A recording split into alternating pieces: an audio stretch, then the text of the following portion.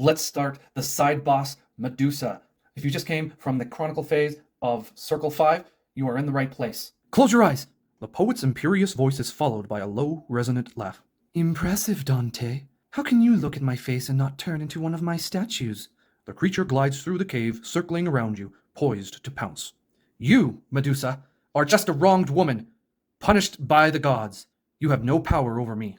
The Gorgon screams, a shrill sound of pain and fury mingling with the hissing of the snakes that coil upon her head. Spare me your pity. If elegance fails, I can still take care of you the hard way. Then the sudden crash of something heavy falling echoes between you. With your eyes closed, you hesitate until Dante's muffled scream breaks the silence. Medusa emerges, dangerous. Come on, open your eyes, she taunts as the poet struggles in her grip, unable to speak. Just a peek. Or are you going to let the loudmouth suffer for your cowardice? The dilemma of whether to help or not burns in your minds, leaving you shaken, until a frustrated hiss, followed by the clatter of something falling to the ground awkwardly, ends the standoff between man and monster. Open your eyes now! She turned her back! The poet, pale, crawls to safety after freeing himself from the hand that held him. Now it is up to you to finish what he started. Medusa is enraged and wants revenge.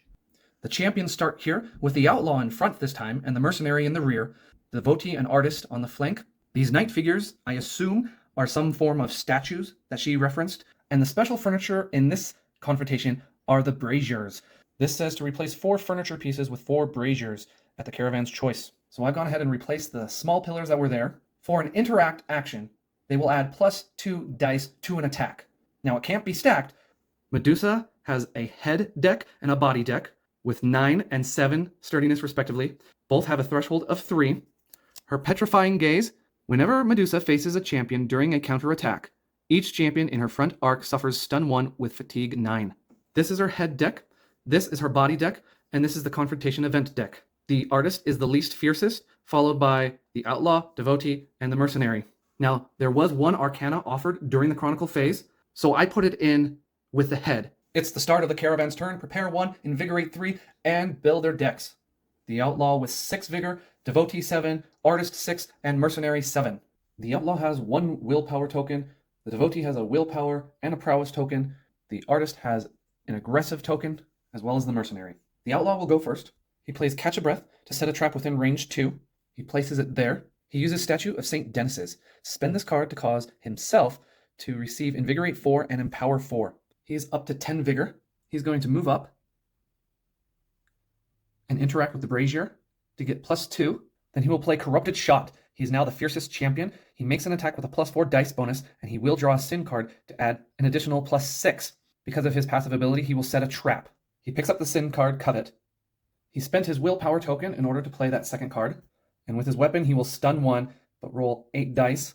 The 10 dice attack with his weapon and Empower is 22 dice. Those 2 dice over 20 are a guaranteed 4 hits. He's targeting Medusa's head with a sturdiness of 9.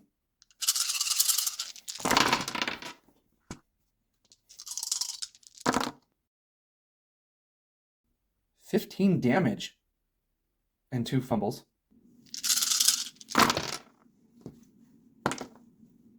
Not a single fumble. 13 plus 15 is 28. With the guaranteed 4, that's 32 damage. That is 3 wounds to the head. That only leaves 7 cards left in the head deck. And he'll play the trap there. And he is down to 7 vigor for moving up and interacting with the brazier. The artist will go next. She'll play Aggressive Penitence. She's the second fiercest now. She is going to target the devotee and Empower 4. Then she will spend the bracelet to recall the card she just used and invigorate 4. She is up to 10 vigor. Then she will play Battle Cry, making her the fiercest champion, and she is going to empower the mercenary for 4. The devotee will move on top of the building, and she will interact with the brazier to get a +2 dice bonus, and she will play Guidance. She makes an attack with a +2 dice bonus since she is above Medusa. And if there's any wounds, the next attack is given a precision 2. She will attack the head and get precision 2 herself. 2 from the attack, 2 from the brazier, 4 from Empower, and 4 from the weapon. She is rolling 12 dice. There's 6 damage right there. 6 more. She does not trigger a counterattack.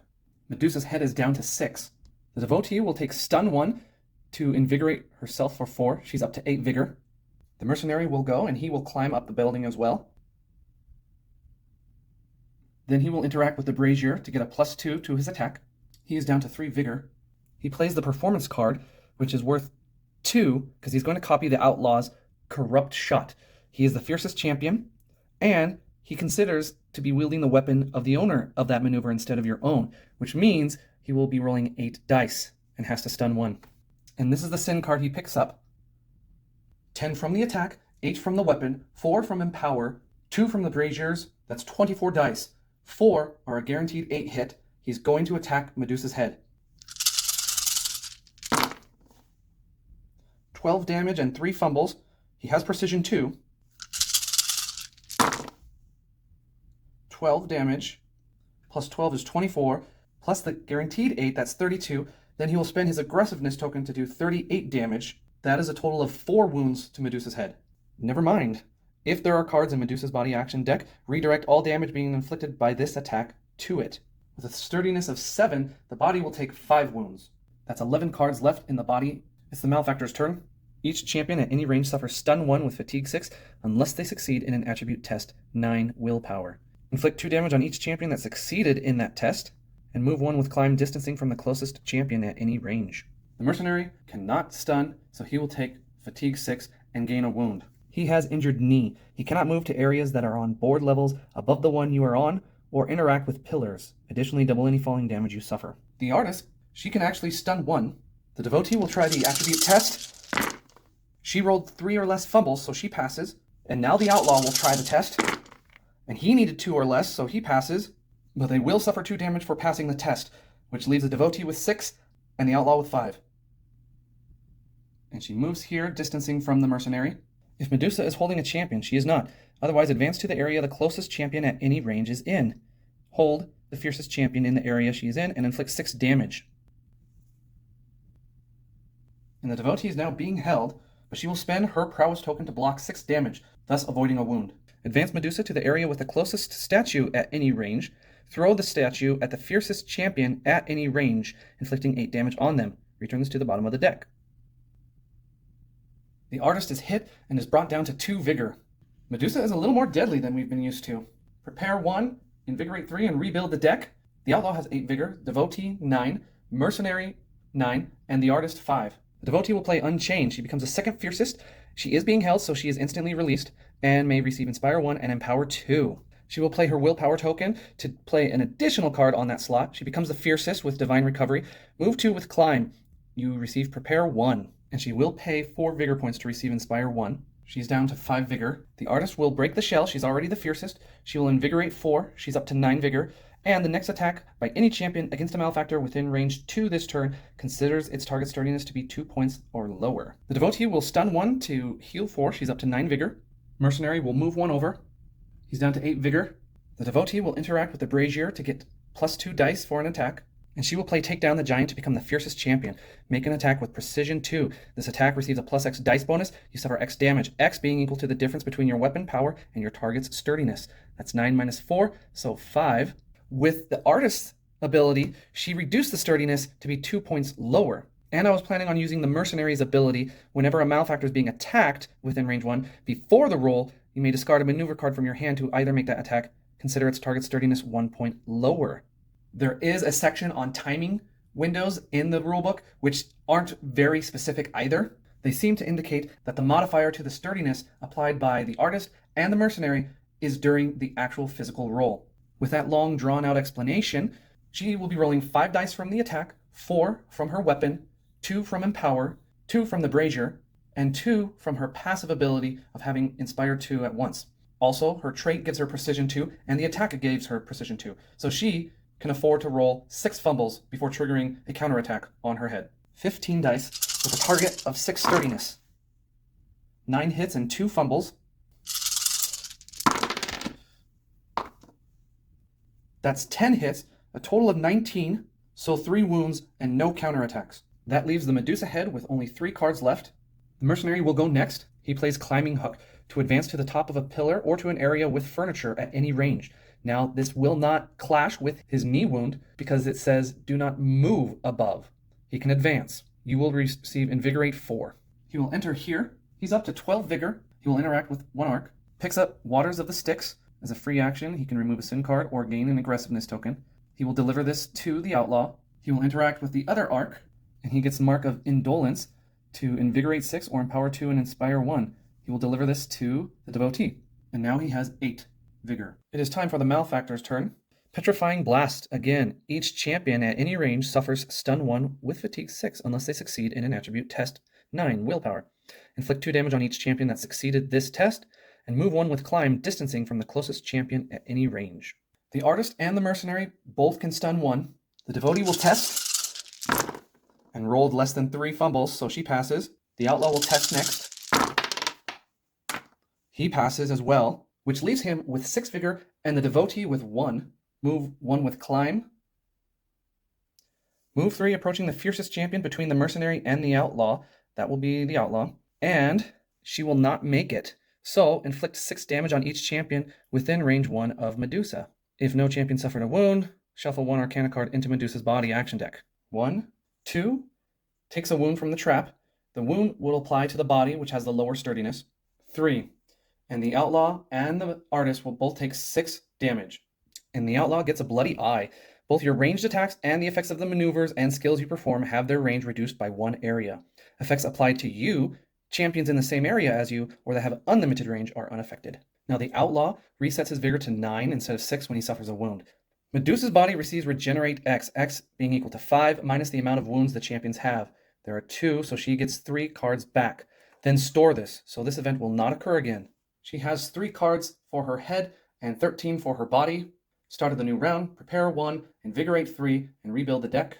So he will have 12 vigor, the Devotee 4, Artist 6, and the Mercenary 12. The Devotee will go first.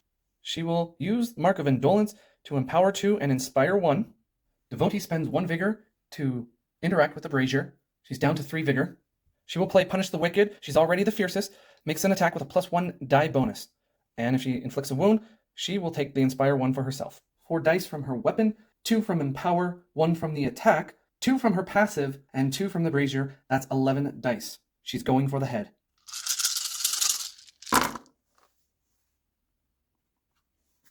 That is 12 hits. That passes the sturdiness of 9. 1 wound with no counterattacks.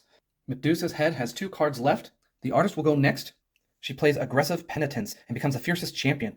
She will empower the Devotee 4 and pay 2 vigor to have her remove a sin card from her hand.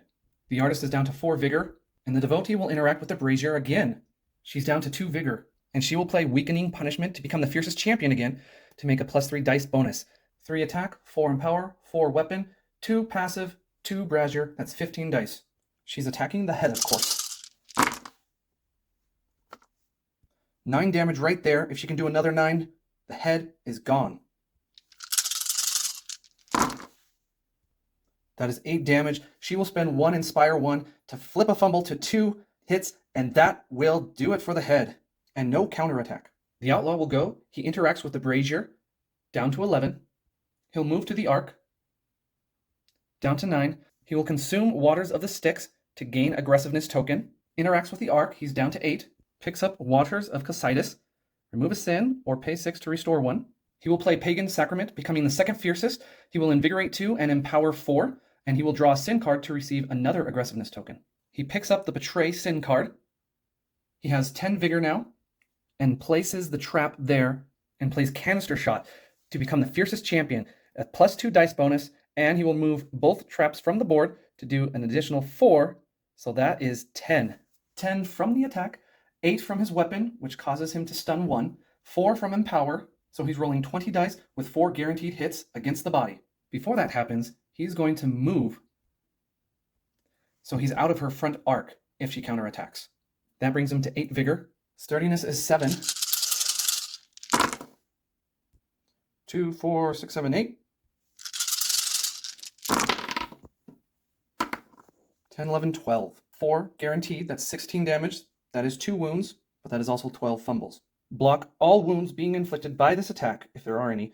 The attacking champion receives Inspire X, X being equal to the number of wounds blocked this way. So he only gets 2 Inspire and no damage. The Devotee will stun 1 to heal herself 4. She's up to 6 vigor. Advance to the area the fiercest champion between the artist and the devotee at any range is in. That's the devotee.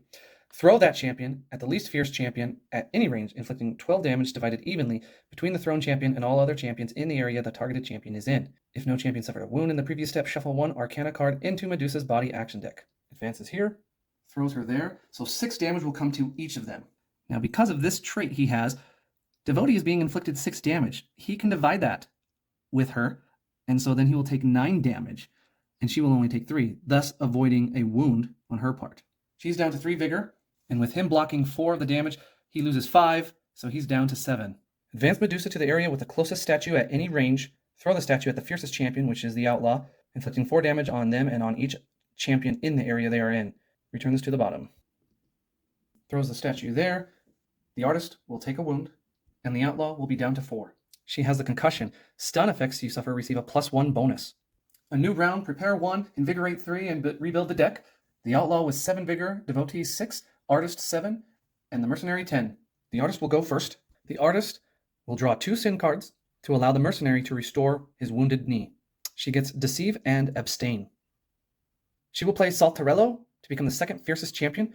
She will target the mercenary to move 4 with climb and draw a maneuver card. That champion may spend these movement points as if they were vigor points to perform the interact and deliver item basic actions. She'll do 4 empower.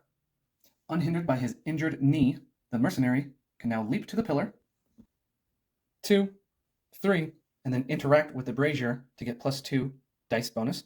She plays Swear to become the fiercest, and she will receive 1 aggressiveness token. She's up to 2. And he will play Pierce the Hide to become the second fiercest champion, a 4 dice bonus, and he discards 3 maneuver cards to grant 3 for each. So 13 dice plus 3 from his weapon and 2 from the brazier. That's 18 dice. 10 hits and 2 fumbles. 12 hits and 2 fumbles. That is 3 wounds, but a counterattack will occur. Another block all wounds. So he will get Inspire 3, and she turns to face the attacker. She's maintaining strong at 13 cards. The artist will attack. With her hand crossbow, she gains Stun 1, and because of her concussion, it's actually Stun 2. That will work in her favor, though, because she will roll 2 dice for each cooldown, which is 2. So 4 plus 3 plus the 4 Empower. With Fallen Improvisation, when she draws a Sin card, you receive Invigorate 4, Empower 4, or Inspire 1 at your choice. And so I assume she can do this twice, because she draws 2 Sin cards. So she'll do Invigorate 4 and Inspire 1. She's at 11 Vigor. 16 and 2 fumbles, no counterattack. She will spend 1 aggressiveness token, she still has 1 left, to do 22 damage. That's 3 wounds. She's down to 10 cards, finally. The outlaw will deliver Waters of Cocytus to the artist, and she will use it to remove a Sin card. He is down to 6 vigor. The devotee is next. Playing Guidance, make an attack if she is above with a +2 die bonus. And if she can wound, the next attack against the body will receive Precision 2. 2 from the attack, 4 from the weapon, 2 from her passive, that's 8 dice. And her trait gives her Precision 2 already, so no counterattack and 1 wound. That's 9 cards remaining. She will use her weapon to stun 1 and heal herself for 4. She's up to 10 vigor. Malefactor's turn. Advance to the area the fiercest champion between the mercenary and the outlaw at any range is in. That's the mercenary. Inflict 9 damage on that champion, and inflict 3 damage on each other champion within range 1 of Medusa. He has 1 vigor remaining, just barely, and no one is within range 1. Each statue moves 1 approaching Medusa. Each statue inflicts 4 damage on each champion in the area they are in, which is none. Then each statue that did not hit any champions in the previous step moves 1 approaching Medusa. Store this card. So each statue will move 1 closer to Medusa. No one is wounded, so they move 1 more space. It's a new round. Prepare 1, invigorate 3, and rebuild the deck. If you notice, the outlaw really hasn't moved a lot because he already has 2 sin cards. He's at 9 vigor. The devotee is at 12 vigor. The artist is at 12 vigor. She also has 2 sins. She just picked up the murder sin card. The mercenary is at 4 vigor, and he has just picked up his 2nd sin card. The devotee will go first. She plays Unchained to become the 3rd fiercest champion. She will receive Inspire 1 and Empower 2. She will spend 2 vigor, down to 10, to receive 2 additional Empower tokens. She will leap down and interact with the brazier for +2 dice bonus. 3 more vigor spent. She's down to 7. And she will play Fervent Attack to become the most fiercest champion. She will spend all 4 inspiration tokens for 5 dice bonus. That's a total of 20 dice. And if she does a wound, she will Inspire 1. 20 from the attack, 4 from the weapon, 4 from Empower, 2 from the brazier, 30 dice. She's rolling 20 dice. 10 of them converts to 20 points of damage automatically. 9 and 5 fumbles, so that barely triggers a counterattack. 10 more hits and 3 more fumbles. That's 19 rolled, plus the guaranteed 20, 39 hits, which is 5 wounds. Move 2 with Climb, approaching the fiercest champion between the outlaw and the mercenary. She's already in the space with the most fiercest, the mercenary. If the mercenary or the outlaw is in the area Medusa is in, hold the fiercest among them, inflicting 4 plus 3, so 7 damage on them. She is down to 4 cards left, and the mercenary will pick up internal bleeding. Any damage that is being inflicted on you or that you suffer is increased by 2 points. The mercenary will interact with the brazier. He's down to 5. He will attack with Pierce the Hide. He becomes the fiercest champion. He's making an attack with a plus 4 dice bonus. 4 from the attack, 3 from his weapon, 2 from the brazier. 9 dice, 11 hits, and 2 fumbles. He's going to spend 2 inspiration to make that 15 hits and 2 wounds. 2 more cards left. The mercenary is going to interact with the brazier again. He's down to 4 vigor, and he will play Confusing Shot to make a plus 3 dice attack. And if he does damage, he can turn the malefactor to face any direction, and that new champion will become the fiercest. Rolling 8 dice this time. Unbelievable. That's 12 hits. He has 1 Inspire token left. Convert that. That's 14. She is defeated. You look at the Gorgon, lifeless. The snakes that were previously writhing violently begin to relax, as if they too had been freed from a curse. Her face, without the petrifying enchantment, is surprisingly calm. The expression seems almost human, reminding you all that she was once a beautiful and innocent young woman. Behind the monster, there was a woman. The poet gives voice to your thoughts. A victim of the gods' vanity, transformed into a symbol of horror. You watch him, feeling rather than understanding his sadness. The mercenary holds Medusa's head respectfully, not as a trophy, but as a bitter reminder of the injustices of the world. Claiming the remains of Phlegyas' ship, you leave the place in silence, wondering, are the demons like the damned, victims of the Inferno? This special confrontation is over.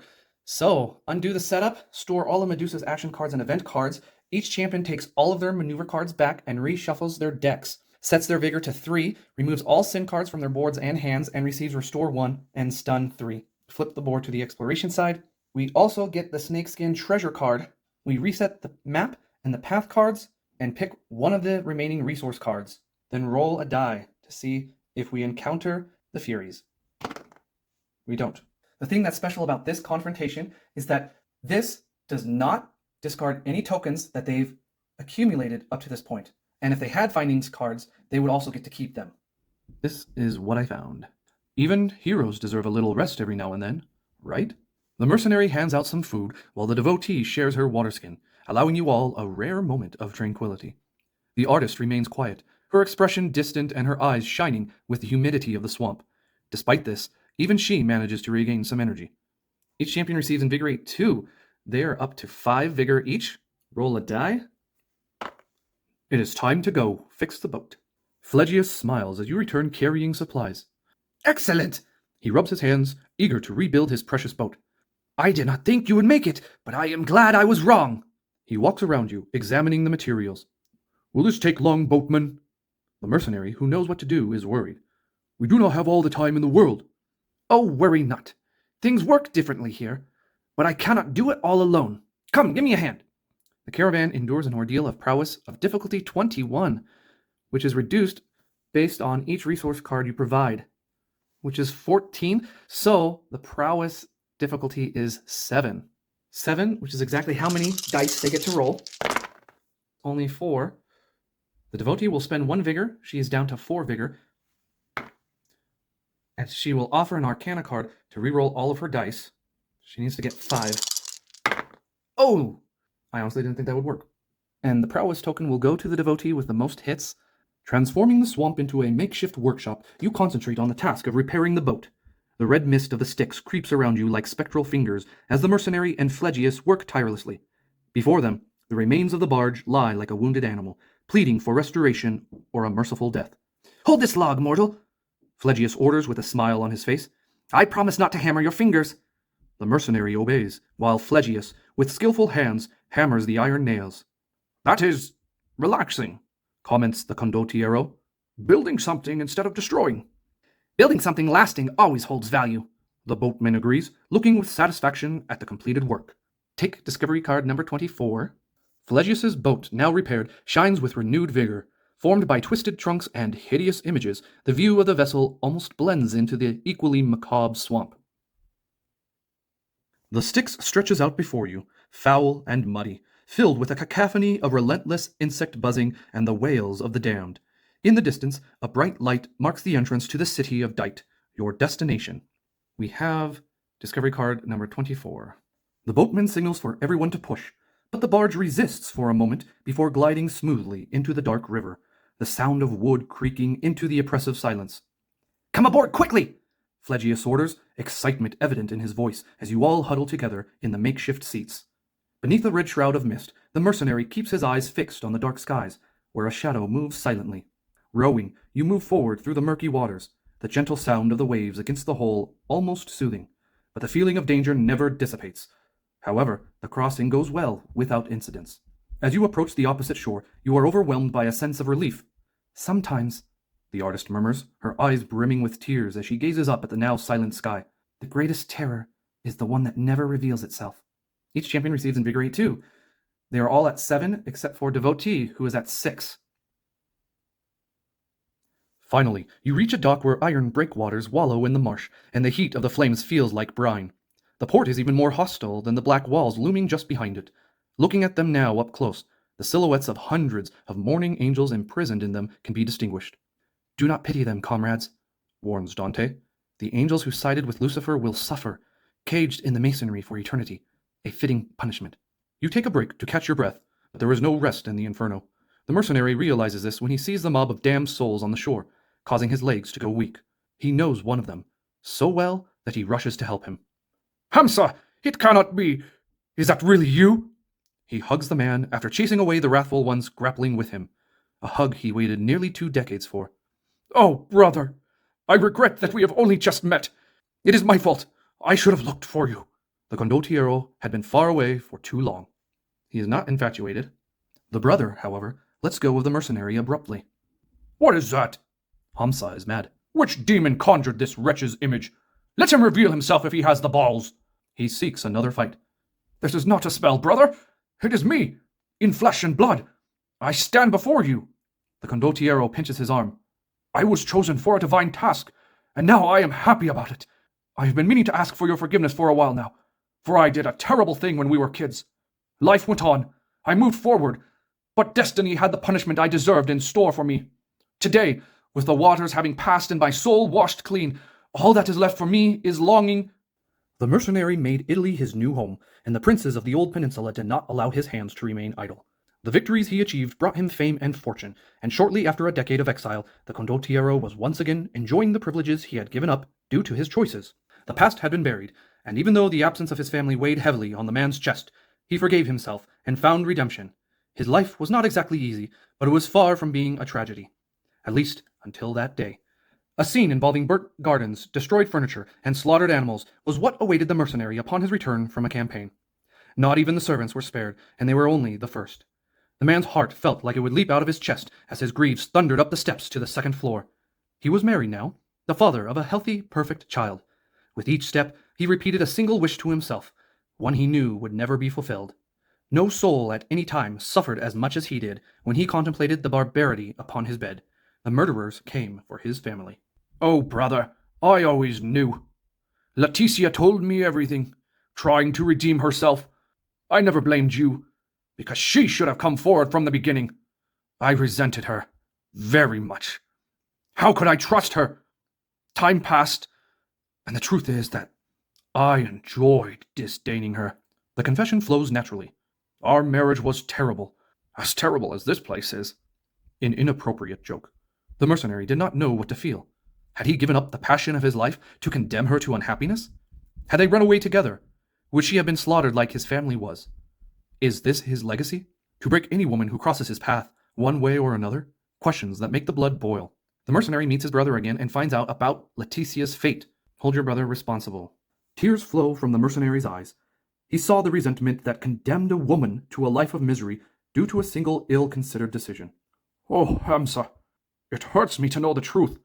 Can you see? Instead of trying to love Leticia, you chose bitterness, and now look where you are. He points to the sticks. Tell me, was it worth choosing hurt over forgiveness? What a disgrace. You reappear after 20 years just to mock our mother's words? The mother you abandoned, by the way? Go away and leave me alone. I might be in the Inferno, but I am indeed more at peace than you. His sharp words hurt as much as a punch in the face. The condottiero takes a step back and feels his legs shake. The only reason his misstep does not bring him to the ground is that Dante immediately supports him. My friend, leave him be. Let us follow our path. Your brother's tongue only speaks of what is left in this place. Poison for the soul. The poet lets the man collapse in his arms. After giving the mercenary a moment to get himself together, you move on. The mercenary closes an episode from his past. Progress his character card to Vengeful Condottiero. His new stats are 4 aggressiveness, 3 prowess, and his debilitating blow gets an improvement. Whenever malefactors are attacked, you may discard a maneuver card to reduce the target's sturdiness by 1 point or receive precision 2.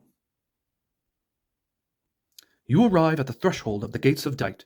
The domed turrets are even more intimidating up close, yet there is no sheet of iron to prevent entry into the city. A deflowered fortress. What is this? Did the bastards bring cannons? The bolts impress the mercenary. By heavens, is there anything they cannot do? Fear not. It was the power of the celestial envoy that blew open the door when the demons tried to block my passage during my first trip. Dante lectures, worried about what comes next. The 3 Furies land dramatically on the Barbican, one after the other, revealing their claws, teeth, and blades. Oh, how tedious, Maegera teases. You do not give up, do you, poet? Turn back. This is the last warning. This time, no angel will save you. A threat, not a suggestion. The Chronicle phase ends here. And this has been our descent into the 5th circle, the Circle of Wrath. That will do it for this episode. Thank you so much for tuning in, and I'm going to see you next time when I play it quick.